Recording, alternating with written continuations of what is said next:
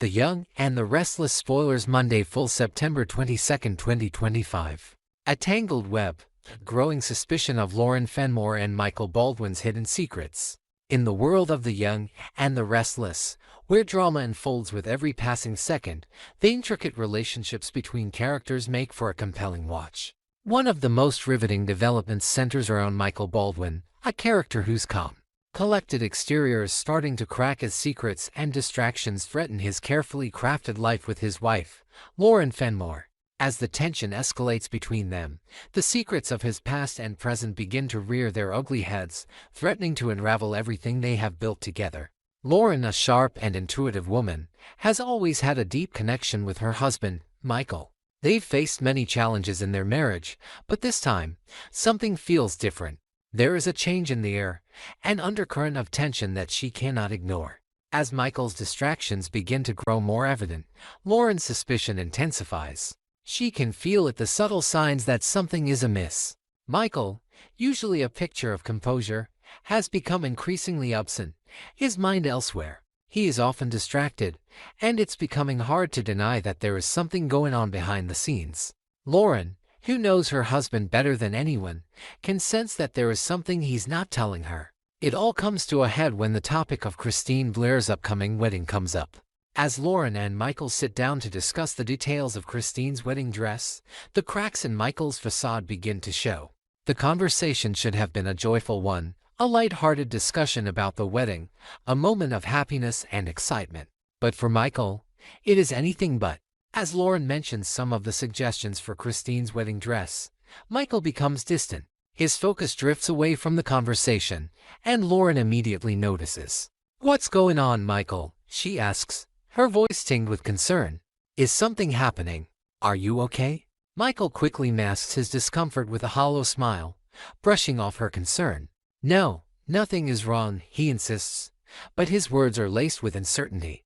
It's clear to Lauren that something is troubling him, but for now, she accepts his words at face value, hoping it's just a passing distraction. However, Michael's body language speaks volumes. His tension is palpable, and Lauren can't shake the feeling that he's hiding something.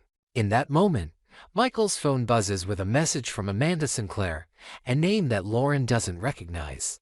The message is clear: Kane needs to meet him urgently. Michael's response is immediate, but his unease is hard to hide.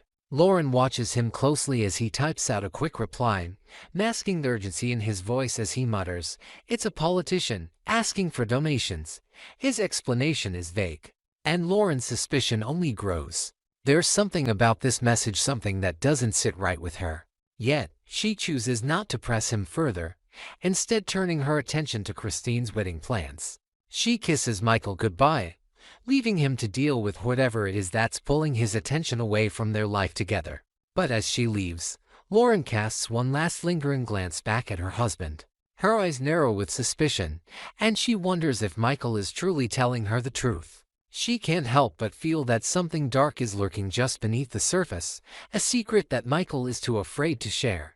At Crimson Lights, the mood is far more light-hearted as Christine Blair, the ever-optimistic and radiant lawyer, chats with Danny Romalotti. To share a bond that goes beyond friendship. Danny, who has always been a supportive presence in Christine's life, is thrilled for her upcoming wedding. They talk excitedly about the upcoming wedding dress fitting, as Christine gushes about the choices she's made. Her joy is infectious, and Danny can't help but smile at her enthusiasm. But as the conversation continues, the happiness around them is contrasted by the quiet tension that has taken hold of Daniel Romalotti, Christine's son.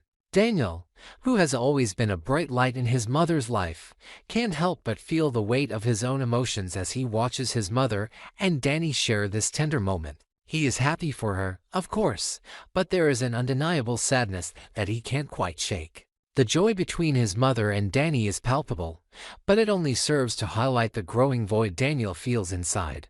The tension in the room grows as Danny, ever the playful one, teases Daniel with a light-hearted joke. "Find a room, you two," he quips, referring to Christine and her fiancé, Danny. It's a joke, but it's clear that Daniel doesn't find it funny. His smile fades, and a shadow crosses his face. He tries to push the emotions aside, but the jealousy and loneliness he feels in that moment are too much to ignore. He watches as his mother and Danny share a kiss, and for a fleeting moment, Daniel longs for the kind of love and connection they have. But his inner turmoil only deepens as he struggles to cope with the complexities of his own feelings. As Danny and Christine continue to bask in the glow of their impending nuptials, Daniel's mood shifts further. He withdraws into himself, his face a mixture of frustration and longing. It's clear that the cracks in his relationship with his mother, and perhaps with his own sense of identity, are starting to show. He is trying, in his own way, to suppress his emotions, but they bubble up to the surface in the most unexpected moments. Daniel's struggle with his feelings of inadequacy, jealousy, and sadness only intensifies as he watches his mother find happiness in her own life, while he remains lost in his own. As the day continues to unfold, the paths of these characters become increasingly tangled. Michael Baldwin, who is hiding something from his wife, finds himself drawn further into a web of lies and deceit. Lauren Fenmore, ever the perceptive woman, begins to see through the cracks in her husband's carefully constructed facade. Meanwhile, Christine Blair, oblivious to the growing tension between Michael and Lauren, prepares for her wedding with an enthusiasm that hides the secrets and complexities of her own life. And then there is Daniel, caught between the past and the future, struggling to reconcile his emotions with the reality of his mother's love and the complicated relationships that define their lives. In the end, the question remains, how long can these secrets and lies stay hidden? With every passing moment, the pressure mounts.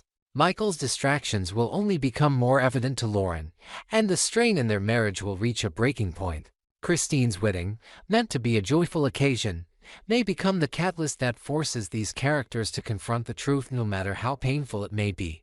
And Daniel, caught in the emotional turmoil of his own making, may have to choose between loyalty to his mother and the personal growth that he so desperately needs.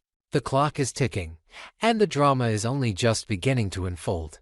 In the world of the young and the restless, the complexities of family, love, and loyalty often intertwine, creating dramatic, poignant moments that leave viewers on the edge of their seats.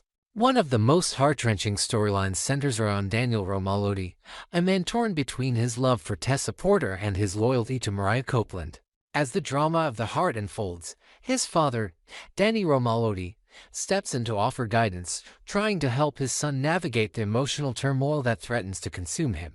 The scene begins with a quiet, almost cinematic moment as Lauren Fenmore exits, leaving father and son alone in the room.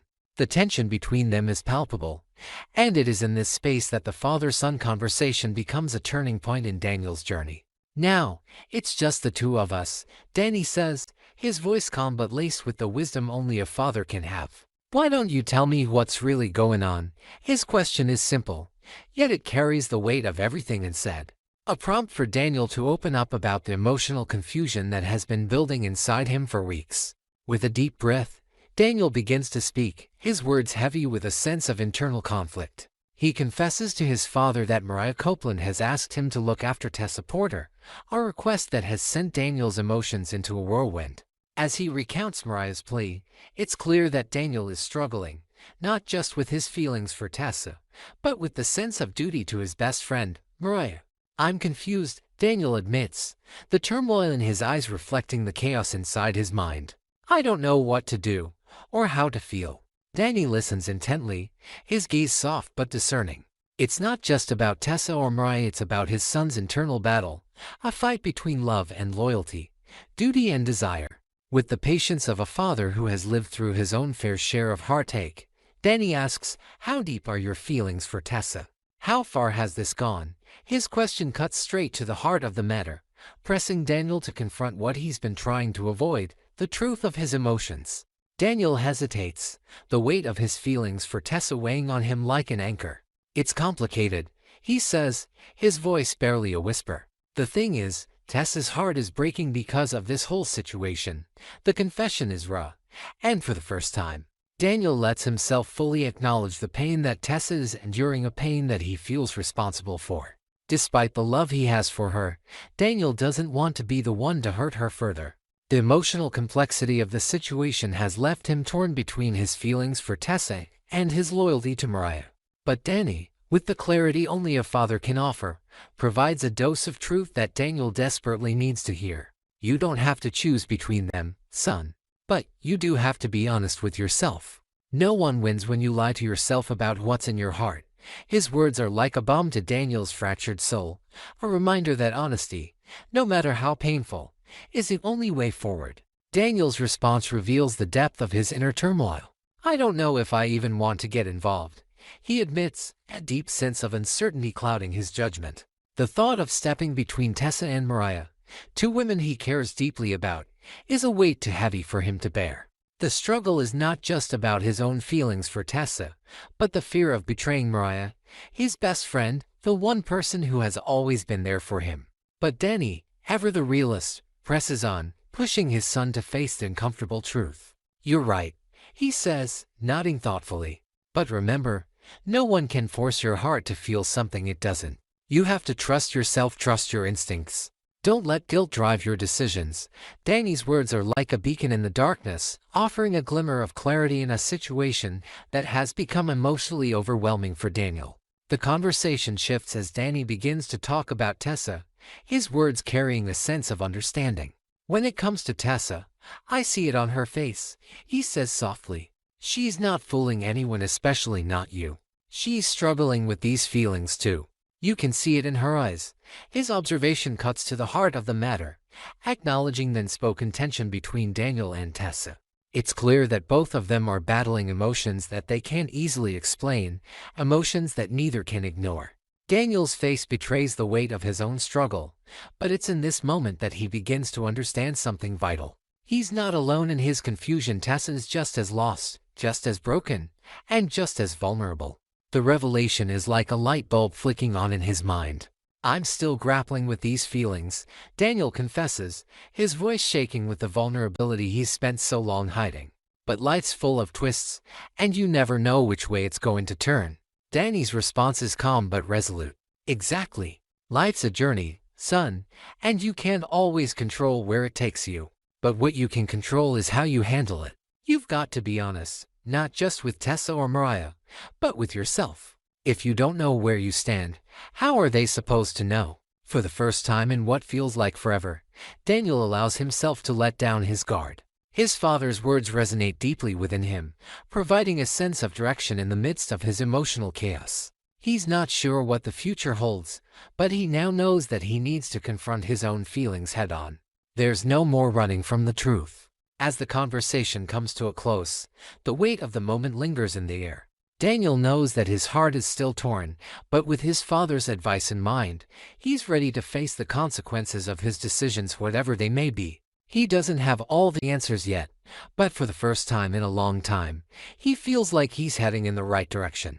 The journey ahead will be messy, complicated, and full of unexpected turns, but Daniel knows one thing for certain: he's ready to face it with honesty, courage, and unwavering support of his father. In the world of the young and the restless, where emotions run high and secrets lurk around every corner, Daniel Romalody's journey towards self-awareness and emotional honesty promises to be one of the most compelling arcs yet.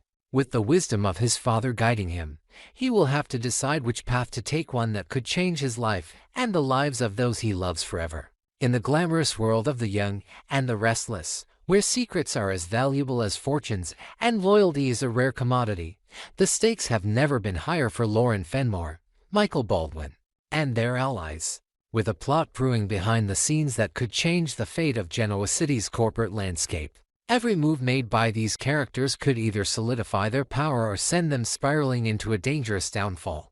As alliances shift and betrayals loom, the game being played is more treacherous than ever. The scene opens at Marchetti, where Lauren prepares an entire studio to support Christine Blair in selecting the perfect wedding dress. It's a beautiful, professional setup complete with a photographer ready to capture each moment. Christine will try on 3 different dresses, each one bringing her closer to the dream wedding she's always imagined. But amid the glitz and glamour, something seems off to her. Lauren's behavior is subtle, but it's enough to make Christine wonder if there's something more going on behind the scenes. As Lauren prepares for another round of shots, Christine's curiosity finally gets the best of her. Is something wrong, Lauren? She asks. Lauren, trying to maintain her composure, hesitates before replying. Her voice falters slightly when she mentions Michael's recent distracted behavior, including a cryptic phone call and a message that has her more than a little uneasy. "I think Victor is trying to lure him back," Lauren admits, her words heavy with the weight of suspicion. Christine is taken aback by the accusation, her eyes widening in disbelief. "Victor," she repeats, as if the idea is almost too ridiculous to entertain.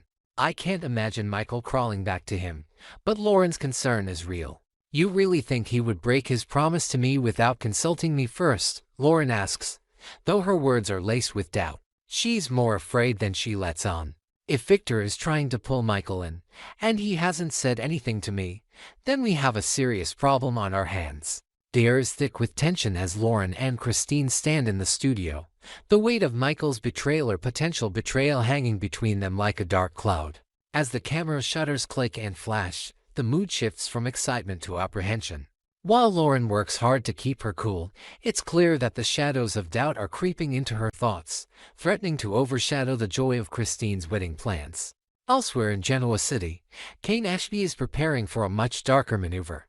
On his choo-choo train, a metaphor for the underhanded scheme he's orchestrating, Kane has no intentions of slowing down. His eyes are set on something bigger, and he's pulling the strings in a way that only someone with his level of cunning could. He directs Amanda Sinclair to contact Michael Baldwin and Phyllis Summers, instructing them to meet him on the train. "We're proceeding with the original plan," Kane says, his tone cold and calculating. "It's time to put everything into motion."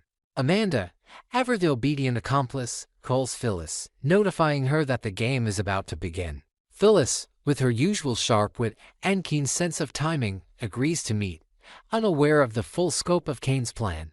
As she boards the train, the tension is palpably there and is playing a dangerous game, but only Kane truly understands the stakes. When Phyllis arrives, her first question is about Billy Abbott. "Is Billy coming?" she asks, but Kane's response is far from reassuring. "I've cut ties with Billy," he says, and it's clear that their alliance has soured. Kane's intentions are no longer to include Billy in the fold. The risks of keeping him involved have become too great. As Phyllis processes this new information, Michael Baldwin finally arrives on the scene. Kane turns to him, his eyes cold and calculating. "What we're about to do won't be easy," Kane warns. "But the reward will be worth it," he adds ominously. "We may have some legal issues to resolve, but if everything goes according to plan, no one in this room will ever have to take responsibility." Michael, his mind racing with a mix of uncertainty and ambition, listens intently. He's caught between his loyalties to Lauren and his thirst for power. The lure of Kane's plan is undeniable. If they succeed, they will control the fate of Genoa City's most powerful companies. But Michael knows that the price for success is steep, and the fallout from failure would be catastrophic. Phyllis, ever the skeptic, presses Kane further, asking if Billy is truly out of the picture. Kane's terse response only deepens the tension in the room.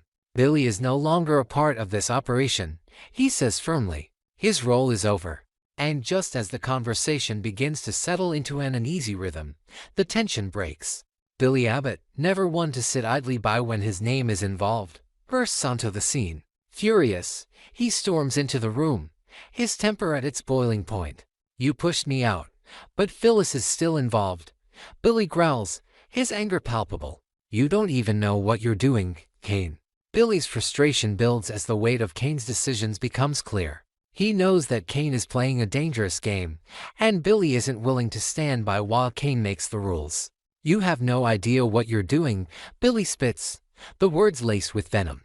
He storms off, his anger a fire that won't easily be extinguished. His steps echo down the hallway as he heads straight for Kane's bar, ready to confront Kane in a more direct way. "Why did you push me out, Kane? Why is Phyllis still in the loop?" Billy demands, his voice thick with fury. "You don't even understand the risks of this plan. What do you think you're doing?" His frustration is evident, but it's clear that Kane has already made up his mind, and no amount of yelling from Billy will change that.